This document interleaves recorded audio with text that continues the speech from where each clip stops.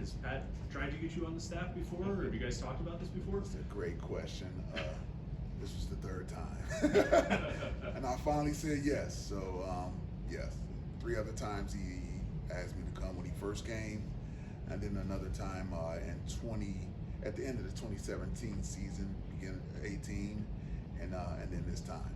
And I finally said, yeah, let's go. Why was this time right for you? Be totally honest about it. I still like to pursue to become a head coach, if I'm being honest. And I feel like over here, obviously, you know, a lot of people want to get a head coach from a program that is winning championships and things like that. Love the opportunity over at Northwestern. I think, you know, still got Coach Braun's doing a great job over there. He's going to be a great head coach for a long time. I just think the path is quicker here than there, if I'm being just totally honest about it. And that was one of the main reasons, other than obviously knowing the entire defensive staff pretty personally. It was a great fit at the time in my coaching career. How would you describe your relationship with Pat? Oh, we're we were together for so long. We were together for 11 straight years.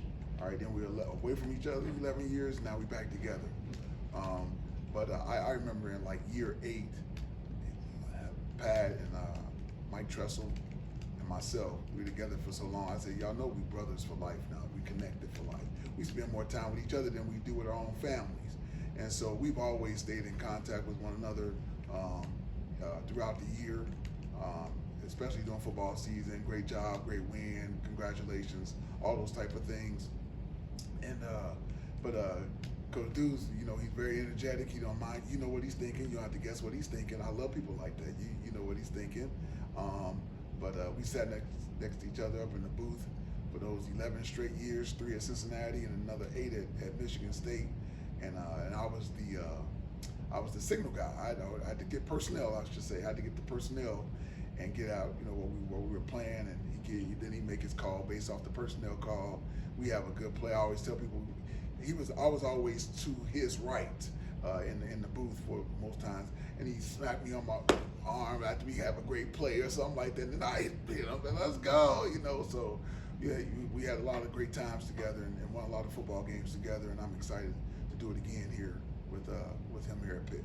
It's been roughly 10 years since you've been in the same building with him. What are some of maybe the differences you've noticed in these first couple weeks since being back with him? It's actually a lot of the same stuff. He's taking me back. I said, wow, because he's doing a lot of things like Coach D'Antonio did, which why wouldn't we? We were very successful over there, won championships and things like that, and played a lot of good football. So it's really a lot of things that my mind things are just flooding back from things that we did over there, not only schematically, but just structurally with the program itself. And you see a lot of the same things in that way, and I feel at home. I feel at home really, and very comfortable. Like personality-wise, I mean, anyone will change over the course of 10, 11 years, but how's Pat himself different from what he was when you guys were together at Michigan State? He's still pretty much the same, kind of, to be honest with you.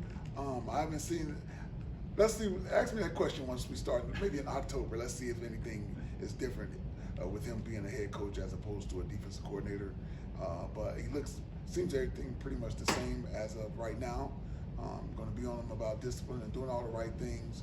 I love how he's running the program from the things that I've seen so far about the kids, make sure they're going to class, holding them accountable to that, leadership, all the things that I was used to when we were together before.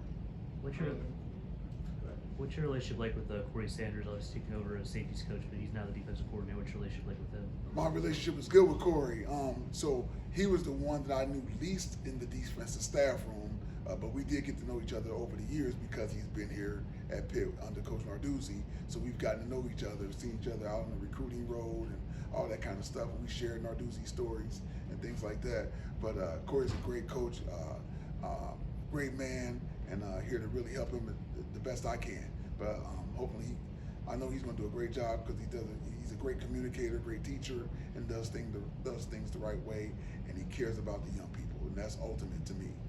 Harlan, for you, when you come to a new place, how do you help the players earn their trust? Like, what are the things you want to establish early? I told the safeties and really the defensive backs that I'm about technique and fundamentals and doing things the right way. The discipline quote I always use: do what you're supposed to, when you're supposed to, how you're supposed to, every time. That's discipline, and I'm big on that. And I hold myself accountable to that as well. But I'm gonna coach them up. Each man in the room that I get a chance to touch and coach, I coach. I don't care who it is, be it the top guy or the so-called last guy. He's going to get coached up the same way with the technique and fundamentals, and I'm relentless with that. I will never stop. I say you can't mess up enough for me to stop caring to correct you. So that's how I am until they get it right. Because then, as we talked about a couple days ago in here, and I've always said this, and people have heard it before, football is a game of inches. Where do you pick up those inches in the technique and fundamentals and doing the things right? Discipline. That's where you pick up those inches. You mentioned you know a lot of the defensive staff other than Corey. Like, how do you know Archie and Tim and Joe and those guys? Yeah. So let's start back and come forward. That's 2004-05 at the University of Cincinnati. Tim Doust was a GA for us down at the University of Cincinnati. That's when our staff got together in 2004. Coach Mark D'Antonio left Ohio State as defensive coordinator and became the head coach at the University of Cincinnati and put our staff together. And that's when Pat and I got together, and Pat knew Tim. And so Tim was one of our GAs down there at the University of Cincinnati. Moving forward into now we're at Michigan State. Archie came, I think that was 2010, I want to say. 2010, I think Archie came in GA for us at Michigan State for a couple years. So that's how I know Archie. And plus, Archie went to Michigan State. Although we didn't play together, we weren't there at the same time, but we knew of each other and those things. But then he GA for us. And then moving forward, Joe Bowen came and GA for us at Michigan State in 2017. And then after the 2017 season, I was co-defensive coordinator at the time. I got the opportunity to go down to Florida State and become coordinator, and I brought Joe with me down there for those 2 years. So that's how I know everybody in there personally like that. We've worked together and won together. How would you describe the duties of assistant head coach? The duties of assistant head coach, I think support what the head coach is saying. Everything that he says, support him in that way. If for whatever he can't do something that he normally does because something else comes up, I'll step in and help him do those type of things. But really, I think ultimately it's about if the staff has something they say, can you share this with Coach about this, how we feeling about it? Letting him know where the staff is and how they're feeling, or even sometimes people don't want to say something to the head coach, where they'll come to the assistant head coach. Can you say that to him? Well, sometimes I say yes, and sometimes I'm like, no, I'm not saying that to him. You know what I mean? So, but I think along those lines, things like that, we do have I think a really great relationship, Coach Narduzzi and I, and a relationship that's built on trust and respect and love. And so I can go to him and just be honest with him, and be it he say yes or no, it's all good.